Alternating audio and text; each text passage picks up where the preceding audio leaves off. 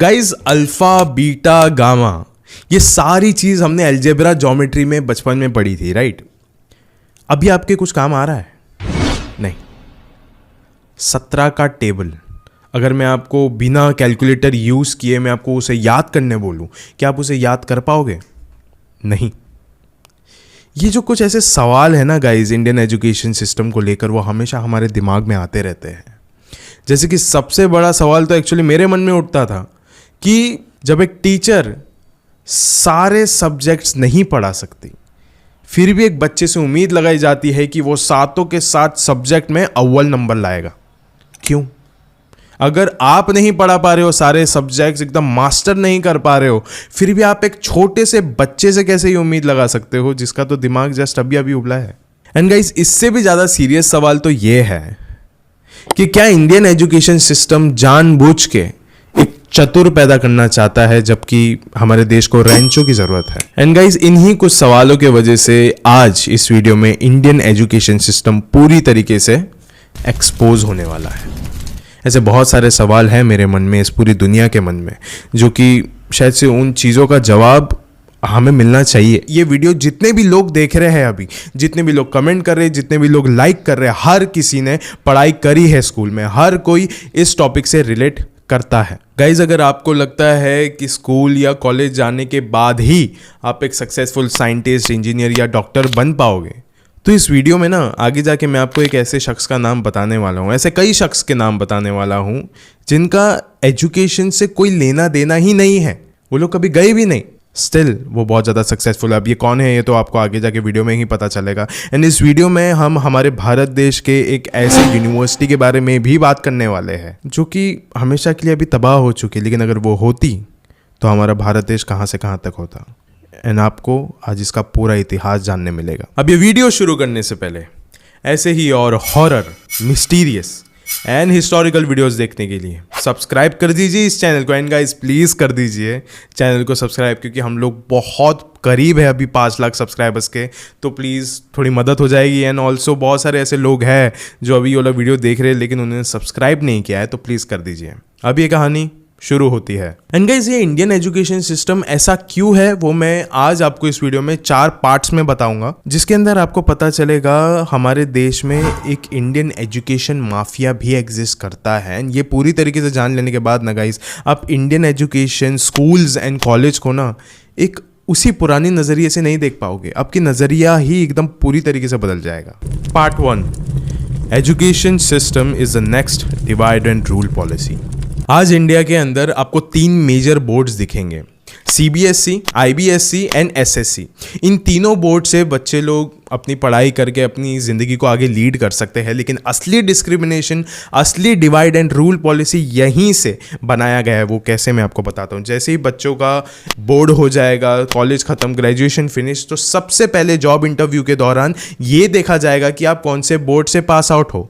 कहीं ऐसा तो नहीं है कि आप हिंदी मीडियम से पास आउट हो, कहीं ऐसा तो नहीं है कि आप मराठी मीडियम से पास आउट हो, कहीं ऐसा तो नहीं है कि आप छोटे मोटे किसी स्कूल से पास आउट हो। ये देखा जाता है कि आपको SSC होना चाहिए, या फिर अगर आप इंटरनेशनल से हुए तभी तो आपको एक बहुत ही ज़्यादा ऊंचे दर्जे का डेजिग्नेशन दिया जाएगा इन द जॉब। मतलब आप समझ रहे हो, इसमें बच्चों की कोई गलती नहीं है, उनकी हालात की गलती है कि वो उतना अफोर्ड नहीं कर पाए, लेकिन फिर भी डिस्क्रिमिनेशन यहाँ पे हो रहा है सबके सामने, लेकिन कोई कुछ कर नहीं रहा है। गाइस, ये बातें करनी बहुत ही ज़्यादा कंट्रोवर्शियल है, लेकिन क्योंकि मैं भी जानता हूँ कि बहुत सारे ऐसे टीचर्स हैं जो कि अपने बच्चों के पीछे बहुत ही ज़्यादा मेहनत करते उनको अव्वल नंबर लाने के लिए। लेकिन गाइस, स्टिल ये जो वीडियो है इसका मेन मोटिव टीचर्स को एक्सपोज करना नहीं है, उस माफिया को एक्सपोज करना है जो कि इस एजुकेशन सिस्टम के पीछे पड़ा हुआ है और सिर्फ अपनी जेबें भरने की हवस पे जी रहा है। लेकिन इससे पहले मैं आपको ऑलरेडी एक बात बताना चाहता हूं कि ये जो बोर्ड सिस्टम को हटाने की तैयारी है ये ऑलरेडी हो चुकी है।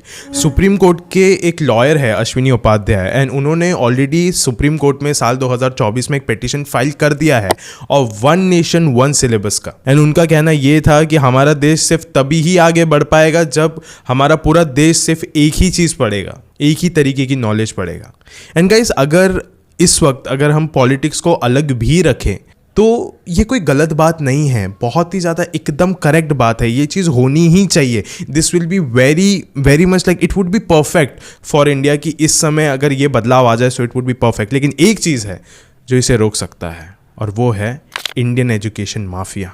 एंड इस माफिया का नाम है कोचिंग सेंटर्स। इंडिया के हर गली नुक्कड़ के पास आपको कोई ना कोई कोचिंग सेंटर मिलेगा। हर एक कोचिंग सेंटर्स में अलग अलग तरीके की पढ़ाई होती है। कहीं पे IBSC बोर्ड की पढ़ाई हो रही है, कहीं पे SSC, कहीं पे CBSE, हर जगह पे अलग अलग बच्चे जा रहे हैं, सबको डिफरेंट तरीके की नॉलेज मिल रही है। लेकिन गाइस, इसको माफिया क्यों कहा जाता है, अब मैं आपको वो बताता हूँ। जब अश्विनी उपाध्याय ने सुप्रीम कोर्ट में ये पिटीशन फाइल किया था, वन नेशन वन सिलेबस, उस समय उनको फाइट बैक करने के लिए भी एक बोर्ड आया था, उस बोर्ड का नाम था CBSE बोर्ड।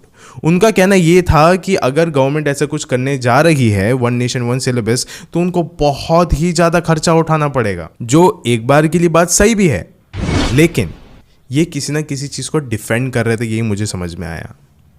ये डिफेंड कर रहे थे इंडियन कोचिंग सिस्टम को, क्योंकि गाइस कोचिंग सेंटर्स एक ऐसी जगह है जिनके पास एक USP होती है कि हम इस चीज में मास्टर हैं, ठीक है। एंड गाइस, वहीं पे दूसरी जगह पे एक चीज ध्यान से सोचिए कि कोचिंग सेंटर्स में कौन जाता है। कोचिंग सेंटर्स में या तो कोई बहुत ज़्यादा अमीर इंसान जाएगा, या फिर कोई वो इंसान जाएगा जिसको अपनी ज़िंदगी में कुछ करना है, वो अपनी हर एक चीज़ को गिरवी रख के उसमें एडमिशन लेगा।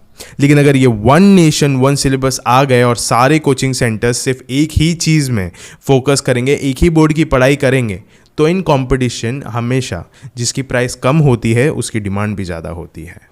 तो ऐसे ही अगर सब लोग एक ही प्राइस में बनाने लग जाएंगे तो फिर कोचिंग का कुछ USP ही नहीं बचेगा कि हम इसमें मास्टर किए, क्योंकि हर कोई वही पढ़ा रहा है, तो हर कोई कहीं ना कहीं जाएगा, हर जगह पे जाएगा। सो ऐसे करके ये बिजनेस ठप हो जाएगा। एंड शायद से गाइस इसी रीज़न के वजह से ये जो इंडियन कोचिंग सिस्टम है, ये कभी भी हमारे देश को एजुकेशनली बढ़ाना नहीं चाहता है, सिर्फ अपने जेबें भरना चाहता है। गाइस, आप कभी ना कभी हर रोज़ ही शायद से इस चीज़ को देखते होंगे कि जिन पॉलिटिशियंस को हम देखते हैं, जिन एक्टर्स को हम देखते हैं, जिन बिजनेसमैन्स को हम लोग देखते हैं, उनके जो बच्चे होते हैं वो कभी भी इंडिया में एजुकेशन लेना पसंद नहीं करते, हमेशा हमारे देश के बाहर जाके हायर एजुकेशन या फिर नॉर्मल एजुकेशन की तरफ देखते हैं। क्यों? ये हम लोग हमेशा देखते हैं, लेकिन इसका जवाब क्या है, क्यों? गाइस, इसमें गलती ना हम लोगों की नहीं है, ये हमारे माइंड की गलती है, क्योंकि हमको ना हमेशा से दिखाया गया है ये वाली चीज़ कि इंडिया में कभी भी कुछ सही नहीं है, हमेशा आपको एजुकेशन लेना है तो बाहर का लेना है। इसके लिए मैं आपको एक स्टडी बताना चाहूँगा कि इंडिया के बच्चे लोग बाहर एक रेशियो में जाते हैं, 7 लाख स्टूडेंट्स जाते हैं हर साल इंडिया से बाहर, और बाहर से इंडिया में कितने आते हैं? सिर्फ 40,000। मतलब इंडियन एजुकेशन सिस्टम की कोई वैल्यू ही नहीं है यहाँ पे। एंड वो गाइस हमारी गलती नहीं है, मैं आपको वापस से कह रहा हूँ, ये गलती है एक हायर अथॉरिटी की, जो कि कई सालों पहले हमारे देश में आया था एंड उसने सब चीज़ों का ब्रेन वॉश करके रख दिया है। एक अलग सा ही एक एजुकेशन सिस्टम हमारे देश में लाया गया, जिसमें ये चीज़ हमें बार बार समझाया गया कि इंडिया का एजुकेशन सिस्टम बहुत ही ज़्यादा बेसिक है, अगर आपको हायर स्टडीज़ पे जाना है तो आपको इंडिया से बाहर ही जाना पड़ेगा। जैसे अब बहुत सारे लोगों ने अब तक गेस कर लिया होगा, you are right, it's the British empire. Part 2, how Indians will continue being a slave. 1935 में हमारे भारत देश में एक ब्रिटिशर आया था मैक्यूले नाम का, एंड उसने यहाँ पे आके एक अलग ही पेटिशन डाला था इस कोर्ट में कि यहाँ पे इंग्लिश स्पीकिंग एकदम मैंडेटरी होना चाहिए। एंड ये वाला जो लॉ था वो पास भी कर दिया गया था थ्रू द ब्रिटिश गवर्नमेंट, जो कि उस समय इंडिया में रूल कर रही थी। उसके बाद से हमारे देश में हर एक स्कूल्स में इंग्लिश पढ़ाया जा रहा था। उसका मेन मोटिव ये था कि हमको इंडियन एजुकेशन सिस्टम, जो कि एंशिएंट एजुकेशन सिस्टम है, जो कि नालंदा से आ रहा है, उसको हमें थोड़ा पॉज करना है, उसको हमको ब्रेक डाउन करना है, और सिर्फ ब्रिटिश ने जो भी ऐसा बनाया हुआ एक मैट्रिक्स वाला एक जो एजुकेशन सिस्टम जो बनाया है, जो हमारे भारत देश के बच्चे हैं सिर्फ वही पढ़े। क्योंकि गाइस अभी आप भी जानते हो कि ब्रिटिशर एक अलग ही सोच रखते थे कि उनको सिर्फ और सिर्फ स्लेव्स की ज़रूरत है, किसी ब्रिलियंट माइंड की ज़रूरत नहीं है, क्योंकि वो ब्रिलियंट माइंड्स अपने देश से ही इंपोर्ट करते थे हमारे भारत देश में। सो गाइस अब मैं आपको एक बात बताना चाहता हूँ कि अगर अभी भी हम वही एंशिएंट टीचिंग अगर हम लेते थे तो गाइज आज भी हमारा देश एक सोने की चिड़िया ही कहलाता था। एंड गाइज आप तो जानते ही होंगे कि हमारा देश one of the most youngest country में से भी एक है, लेकिन फिर भी हमारे देश में अनएम्प्लॉयमेंट तेजी से बढ़ रहा है। एंड गाइज वो ही सबके टेंशन में हमारे देश के जो स्टूडेंट्स हैं अभी बहुत ज़्यादा प्रेशर ले रहे हैं, जो कि आज से 20-25 साल पहले प्रेशर नहीं हुआ करता था, वो आज के समय में है। क्योंकि अनएम्प्लॉयमेंट इतने तेज़ी से हो रहा है, माँ बाप भी बच्चों पर प्रेशर डाल रहे हैं कि अच्छे से नहीं पढ़ाई करोगे तो जॉब नहीं मिलेगा।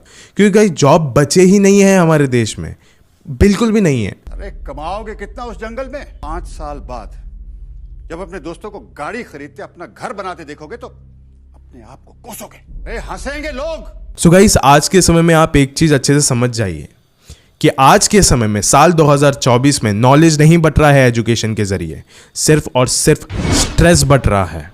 बच्चों के दिमाग में सिर्फ और सिर्फ स्ट्रेस आ रहा है, एंड इसी स्ट्रेस के वजह से हमारे देश में हर साल पता नहीं कितने ही सारे हजारों बच्चे लोगों की मौत हो जाती है। एंड गाइज, ऐसा भी कहा जाता है कि स्विट्जरलैंड से ज़्यादा, कई गुना ज़्यादा हम इंजीनियर्स को यहाँ पे पैदा करते हैं, हम इंजीनियर्स को ज़्यादा ग्रेजुएट करते हैं। लेकिन अगर इनोवेशन की बात करें, अगर टेक्नोलॉजी की बात करें, तो स्विट्जरलैंड से कई गुना पीछे है हमारा देश। मतलब गाइज, अभी ना हम इंडियंस का माइंडसेट कुछ इस तरीके का हो गया है कि बस हमें जॉब चाहिए, चाहे आपने इंजीनियरिंग की पढ़ाई करी हो, चाहे आपने सिनेमेटोग्राफर की पढ़ाई करी हो, चाहे आपने आर्ट्स किया हो, कॉमर्स किया हो, साइंस किया, इट डजंट मैटर, सिर्फ जॉब चाहिए, चाहे वो सिर्फ एक कॉल सेंटर में क्यों ना हो।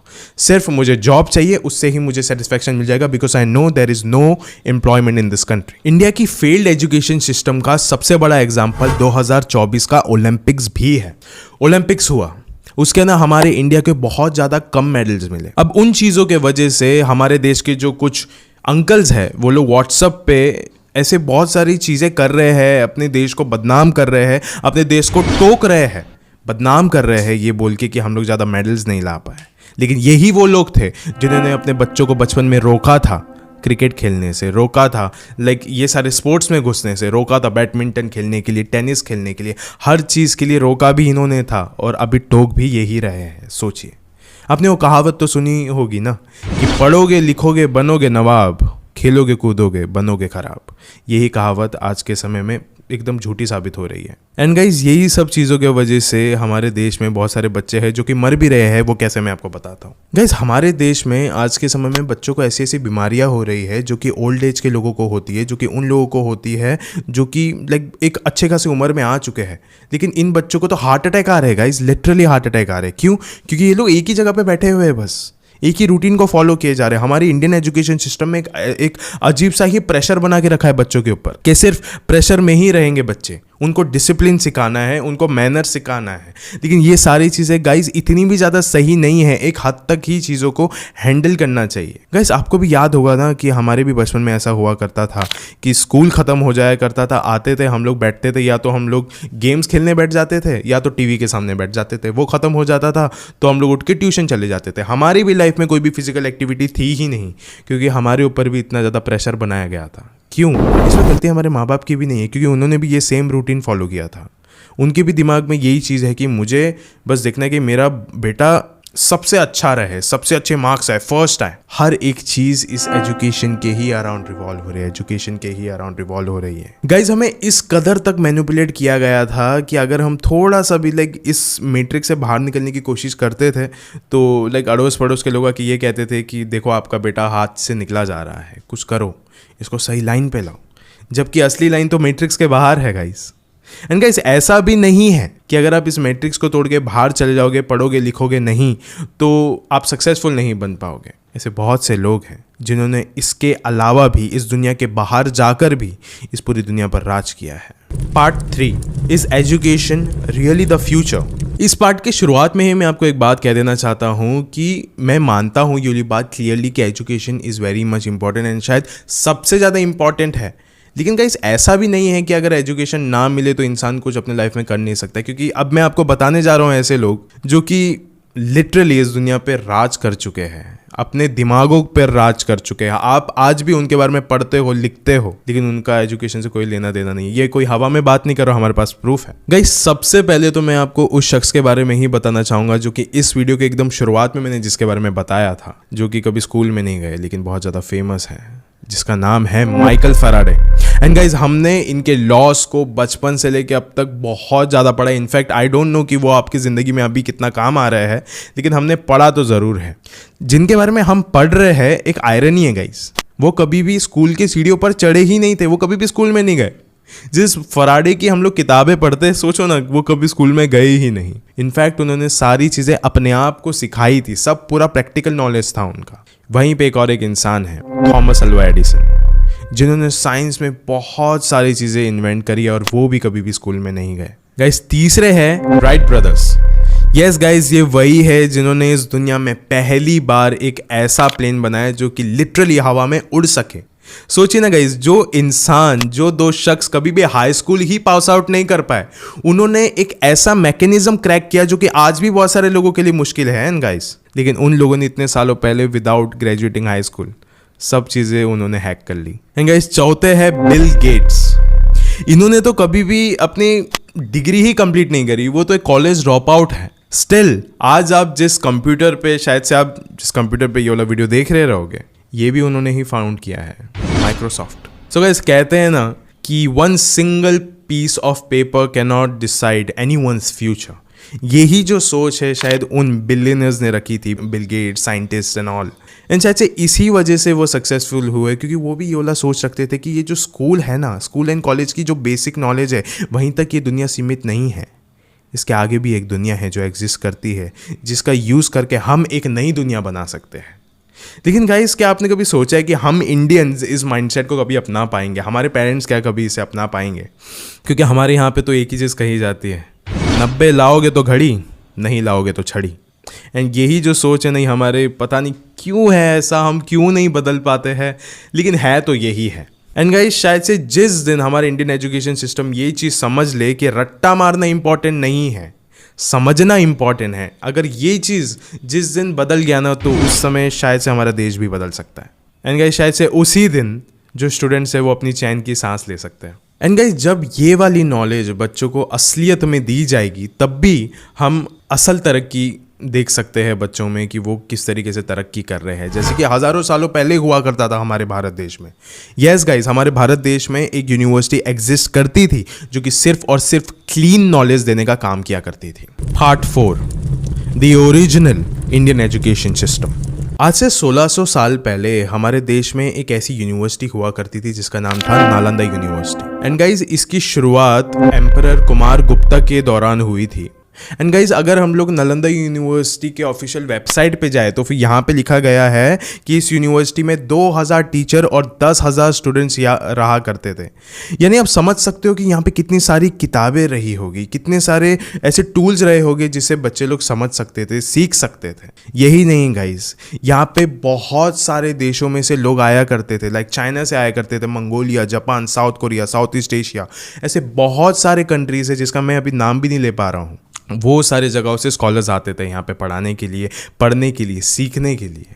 लेकिन ये जो सिलसिला है ना गाइस, सिर्फ और सिर्फ 800 साल तक चल पाया, क्योंकि उस दौरान एक राजा हुआ करता था जिसका नाम था बख्तियार खिलजी। उन्होंने इस नालंदा यूनिवर्सिटी को पूरी तरीके से निस्तो नाबूद कर दिया था, जला दिया था। नालंदा यूनिवर्सिटी बहुत बड़ी हुआ करती थी, उसकी आग इतनी ज़्यादा तेज़ थी कि नालंदा यूनिवर्सिटी 3 महीनों तक जल रही थी।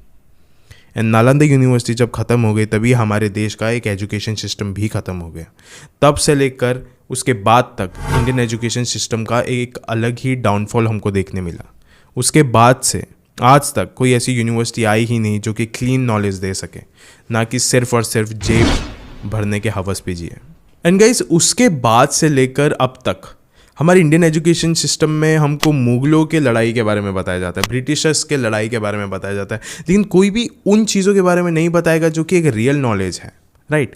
अगर एक क्लीन नॉलेज अगर हमको देखने मिले, समझने मिले, तो हमारे जो स्टूडेंट्स हैं वो ये चीज़ ना अच्छे से समझ पाएंगे कि इन एजुकेशन सिस्टम के बाहर भी एक दुनिया एग्जिस्ट करती है जिसमें हमको प्रैक्टिकल नॉलेज भी लेना चाहिए। लेकिन ये कोई भी दे नहीं रहा है। अगर वो नॉलेज मिल गया तो फिर बच्चों को आसानी से समझ में आएगा कि इस दुनिया में ऐसा क्यों हो रहा है, हमारे देश में ऐसा क्यों हो रहा है, हमारे देश में डिस्ट्रैक्शन क्यों पैदा हो रही है, हर कोई झगड़ क्यों रहा है। अगर ये नॉलेज आएगी तो लोगों का झगड़ा भी अपने आप ही कम हो जाएगा। इनफैक्ट गाइज, बच्चों के एजुकेशन में सिर्फ इतिहास बदलना ज़रूरी नहीं है, इतिहास सिखाना ज़रूरी नहीं है, बल्कि बच्चों को एक टॉपिक ऐड ऑन करना ज़रूरी है, सिखाना ज़रूरी है। एंड उस टॉपिक का नाम है सेक्स एजुकेशन। सेक्स एजुकेशन जानने के बाद गाइज ऐसा डेफिनेटली होगा कि एक इंसान दूसरे इंसान की बहुत ही ज़्यादा इज्जत करेगा, एक जेंडर दूसरे जेंडर की इज्जत करेगा, एंड वो समझेगा कि हर बॉडी पार्ट्स इक्वल होते हैं। एंड गाइस, इस टॉपिक के वजह से वो आगे आने वाली जनरेशन को भी एजुकेट करेगा। गाइस, मुझे बस इतना ही लगता है कि हमारे स्कूल या कॉलेजेस गलत नहीं है, हमारे टीचर्स गलत नहीं, हमारे प्रोफेसर्स गलत नहीं है, हमारा ये सिस्टम गलत है एक्चुअल में देखा जाए तो। क्योंकि गाइज, मुझे ऐसा लगता है कि कोई एक बच्चा भी, एक इंसान भी बदलाव ला सकता है। एंड आई गेस कि उसे लाने की अभी ज़रूरत हो गई है। It is high time now. क्योंकि गाइज मुझे ऐसा लगता है कि हर एक टॉपिक को थोड़ा बहुत एक्सप्लोर करना चाहिए। वही पुरानी चीज़ें अभी पढ़ा के कितना पढ़ाएंगे, जिसकी शायद से इतनी ज़्यादा ज़रूरत भी नहीं है। क्योंकि गाइज अगर आप फॉरेन कंट्रीज़ की बात भी करोगे तो उनके स्कूल्स में भी ऐसे बहुत सारे टॉपिक्स को ऐड किया गया है, जैसे कि आर्टिफिशियल इंटेलिजेंस, जो कि जस्ट अभी आया है एंड अभी के कॉन्सेप्ट को ही उन्होंने अभी से ही इंप्लीमेंट करना चालू कर दिया। सोचिए, तो हम क्यों पीछे रह रहे हैं। गाइस इस वीडियो में शुरुआत से लेकर अब तक मैंने आपको जो भी चीज़ें बताई थी वो इंटरनेट आर्टिकल्स पे बेस्ड, हमारे रिसर्च पे बेस्ड थी।